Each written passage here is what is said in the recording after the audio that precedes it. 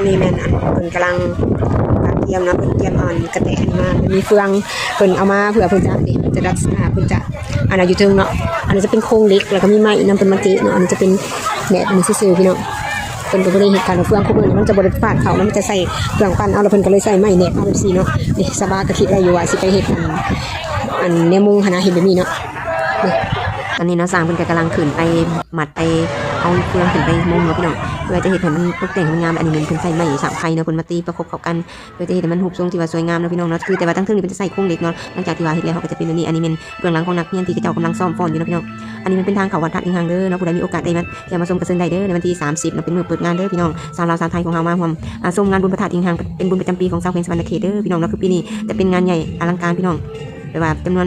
นักฟ้อนนักแสดงของเราจำนวนมากมายหลายหนาเนาะทั่วเมืองทุกๆเมืองเข้ามาร่วมเนาะของแขวงสวรรณเขตของเฮา